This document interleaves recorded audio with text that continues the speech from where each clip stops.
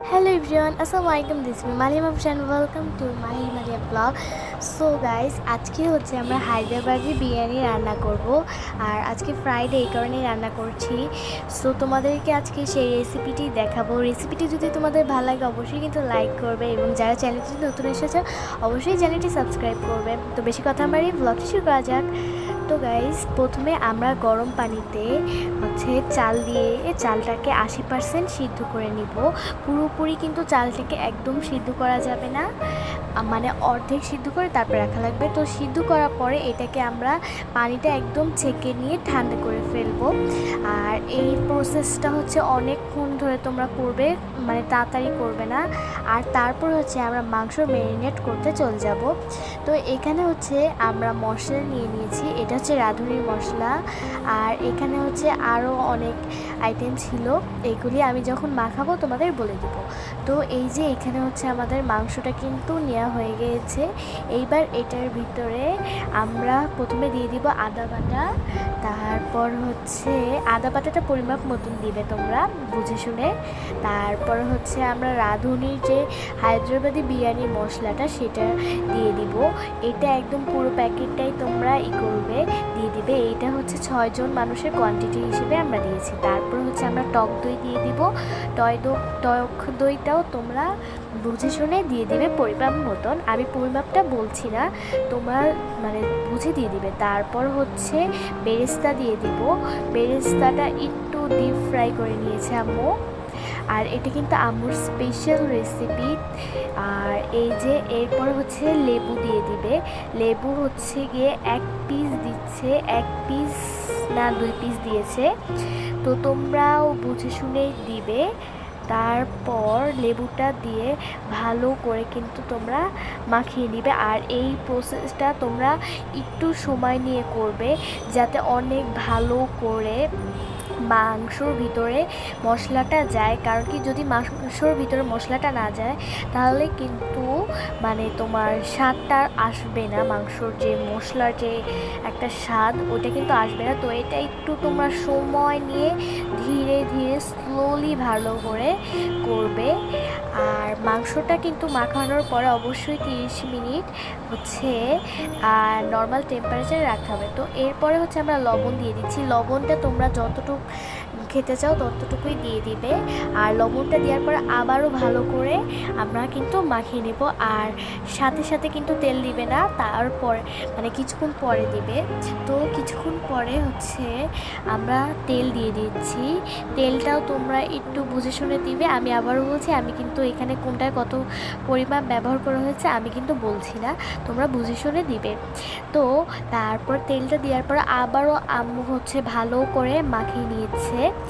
তো এই যে ভালো করে একদম অনেক সময় ধরে মাখাচ্ছে।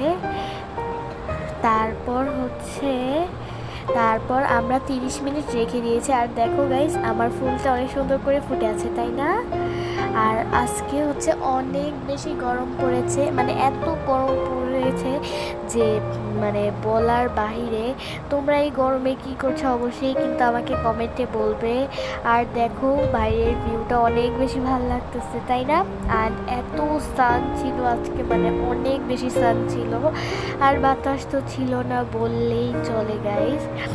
তো তারপর হচ্ছে আমরা মাংসটাকে চুলায় দিয়ে কিছুক্ষণ লো হিটে ভালো করে নেড়ে নেব। যেমনি এই যে আমি কিন্তু স্পিডটা দেখিয়ে দিচ্ছি। তারপরে হচ্ছে আবার একটু বাড়ায় দিয়ে করে নেব, কিন্তু প্রথম 1 থেকে 2 মিনিট একটু লো হিটে এটাকে করব। তো এটাকে হচ্ছে ভালো করে বলক দিয়ে নিব আমরা। এই যে তোমরা তো দেখতেই পেয়েছো কেমন হয়ে গেছে। তো এটা হচ্ছে হাই হিটে দেওয়ার পরে কিন্তু, আর তারপর হচ্ছে আমরা নেড়ে চেড়ে দিব। আর দেখো এটা দেখতে এত বেশি ইয়াম্মি লাগছে, মানে অনেক বেশি, তাই না? আমার তো মন চাইতেছে এখন আবারও খাই, বাট এখন তো শেষ হয়ে গেছে এটা। তো যাই হোক, তারপরে আমরা হচ্ছে কি নেক্সট স্টেপে চলে যাব। নেক্সট স্টেপের জন্য আমরা নিচ্ছি পুদিনা পাতা, ধনিয়া পাতা, এগুলি হচ্ছে তোমরা সব পরিমাপ মতন দিবে। তারপর এখানে দুধ আর একটু ফুড কালার আমরা হচ্ছে মিক্সড করে নিয়েছি। এখানে আমরা প্যাকেটের গুঁড়া দুধটা ব্যবহার করেছি। আর তারপর এখানে হচ্ছে আমরা কাজু বাদাম, কাঠবাদাম এগুলিকে কুচি করে নিয়েছি। এগুলি একদম বড় করে কাটবে না, স্বাভাবিক করে কাটবে। এবং তারপরে হচ্ছে আমরা কিশমিশ নিয়েছি। তো এই প্রত্যেকটা উপকরণ কিন্তু অবশ্যই দেওয়া লাগবে, কারণ কি এগুলি ছাড়া কিন্তু হায়দ্রাবাদি বিরিয়ানি একদমই হয় না। তো এবার যেটা করব, আমাদের মাংসটাকেও কিন্তু সিদ্ধ করা শেষ। এবার আমরা যেটা করব, এটার উপর দিয়ে অল্প একটু বাসমতি চাল হচ্ছে দিয়ে দিব, বেশি দিবা না, অল্প একটু দিয়ে তারপর যে আমরা মশলাগুলো দেখিয়েছিলাম সেগুলি দিব। তো এই যে এখানে আর একটু দিবে, একদম কম দিবে না, একদম বেশিও দিবে না, হালকা একটা লেয়ার দিবে। তোমরা তো ভিডিওতে দেখতেই পারছো, সব কিছু বলে বোঝানো সম্ভব না। তো তোমরা হচ্ছে একটু ভিডিও দেখে বুঝে নিবে, একদম সব কিছু বলে বুঝিয়ে দিতে পারছি না। তারপর হচ্ছে আমরা ধনিয়া পাতা দিয়ে দিব। ধনিয়া পাতাটা একদম মানে পুরো পাতিলে সব জায়গায় কিন্তু তোমরা দিবে, এক জায়গায় দলা করে রাখবে না, ভিডিওতে তো দেখতেই পারছো। তো ধনিয়া পাতা দেওয়া শেষ হলে আমরা এখানে দিব হচ্ছে পুদিনা পাতা। আর পুদিনা পাতা কিন্তু আমরা একদম পুরাটাই দিচ্ছি। আর দেখো এই যে পুরাটা একদম ছাড়াই দিছি, একটা জায়গায় কিন্তু জড়ো করে রাখিনি। তো তোমরাও কিন্তু রাখবে না, আমি বারবার বলে দিচ্ছি। তো এই যে আমাদের হচ্ছে তারপরে যে বাদামগুলো ছিল, কাজু বাদাম, কাঠবাদাম, সেগুলিও আমরা ছাড়াই দিচ্ছি। তো এই যে এইখানে হচ্ছে দেওয়া হয়ে গেছে। আর তারপরে হচ্ছে আমরা দিব হচ্ছে কিশমিশটাও পুরা একদম ছড়িয়ে দিচ্ছি, এক জায়গায় দলা করে দিচ্ছি না, আমি বারবার বলে দিচ্ছি, এক জায়গায় কিন্তু অবশ্যই দলা করে তোমরা দিবে না, পুরাটা একদম ছাড়িয়ে দিবা। আর তারপর হচ্ছে আমরা বেরেস্তা দিয়ে দিব। বেরেস্তাটাও কিন্তু মানে হালকা করে দিব, অত বেশি একদম করে দিব না আমরা। তো বেরেস্তাটা দেওয়ার পরে আমরা হচ্ছে দিব ভাত। আর এই সময়টা এই যে দেখো দেওয়া হয়ে গেছে। ও সরি, আমি মিস্টেক করছি, এখানে হচ্ছে তোমার মরিচ দেওয়া লাগবে। আর মরিচটা হচ্ছে তোমরা যতটুকু ঝাল খেতে চাও সেই রকম বুঝে দিবে। যারা বেশি খেতে চাও তারা বেশি দিবে, যারা কম খেতে চাও তারা কম দিবে। তো আমরাও আমাদের পরিমাপ মতন দিয়েছি। আর তারপরে চাল দিব। আর এবার হচ্ছে একদম পুরো চালটা মানে পুরো পাতিলে ছড়িয়ে একদম ভালো করে দিয়ে দিব, কোনো জায়গায় গ্যাপ রাখবো না, একদম তোমরা তো ভিডিওতে দেখতেই পারছো। তো একদম পুরোটা ছড়িয়ে দেওয়ার পরে হচ্ছে আমি আবার ভিডিও করবো। তো আমার কিন্তু পুরোটা দেওয়া হয়ে গিয়েছে। আর দেখো একটু দেখা যাচ্ছে না যে নিচে মাংস আছে। তো এর উপর আবার আমরা বেরেস্তা দিয়ে দিচ্ছি। বেরেস্তাটা তোমাদের যতখানি মন চায় তোমরা ততটুকু দিবে। আমাদের বেরেস্তা একটু ভাল লাগে বেশি, তাই হচ্ছে আমরা বেরেস্তাটা একটু বেশি দিয়েছি। তোমাদের যদি কম ভাল লাগে তাহলে তোমরা কম দিবে, যাদের বেশি ভাল লাগে তারা আরও বেশি দিবে আমাদের চেয়ে। তো এই যে বেরেস্তাটা কিন্তু আমি দিতেছি।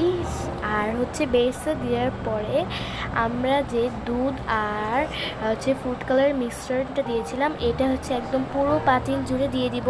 এরপর হচ্ছে আমরা এটাকে চুলোয় দিয়ে দিব অল্প আঁচে।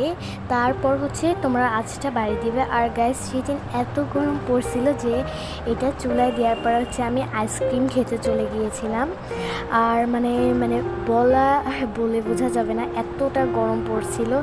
আর এই ব্র্যান্ডের আইসক্রিমটা আমার কাছে একটুও ভালো লাগে না। এই যে তো ইগলু বা পোলার এই টাইপের ব্র্যান্ডের আইসক্রিমগুলো অনেক বেশি মজা, এটা একটু মজা ছিল না, ট্রাস্ট মি গাইস।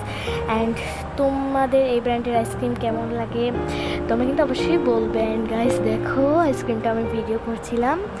আর তারপর হচ্ছে আমাদের এটা কিন্তু করা হয়ে গিয়েছে, মানে হায়দ্রাবাদি বিরিয়ানিটা রান্না করা হয়ে গেছে। তো এইবার আমি যেটা করব, পুরাটাকে একদম ভালো করে মিক্সড করে নিব একদম, মানে মানে আমরা তো যখন দিয়েছিলাম তখন মিক্সড করে দিই মাংসের সাথে, এখন হচ্ছে পুরাটা একদম ভালো করে মিক্সড করে দিব, তোমরা যেমনটা ক্যামেরায় দেখতে পাচ্ছ। আর গাইস, এই যে ফুড কালার দেওয়ার কারণটা হচ্ছে এটাই, দেখো কি সুন্দর একটা কালার আসছে, তাই না? এই কালারটার জন্য কিন্তু আবার ফুড কালার দিয়েছি। তো তোমরাও যদি এরকম কালার দিতে চাও তাহলে কিন্তু অবশ্যই ফুড কালার দিবে। এত সুন্দর লাগছিল দেখতে, মানে আমার আবার খাইতে মন চাচ্ছে। কতবার যে বলবে এই কথা কে জানে। তো একদম ভালো করে দেখো, কোনো জায়গা কিন্তু আমরা বাকি রাখিনি, একদম পুরোটা ভালো করে দিয়ে দেবো। আর এখন হচ্ছে আমি প্লেটে এটাকে সার্ভ করে নিচ্ছি। অ্যান্ড গাইস, এটা দেখতে কত ইয়াম্মি লাগছে, তাই না?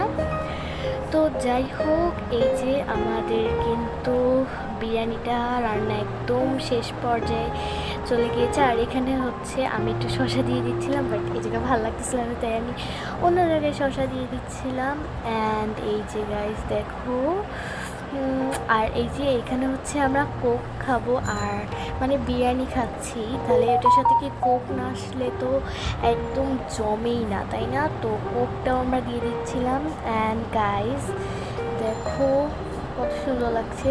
অ্যান্ড গাইজ, আজকের ভিডিওটি এ পর্যন্তই। যদি ভালো লাগে অবশ্যই কিন্তু লাইক কমেন্ট করবে, এবং যারা চ্যানেলটিতে নতুন এসেছে অবশ্যই কিন্তু চ্যানেলটি সাবস্ক্রাইব করবে।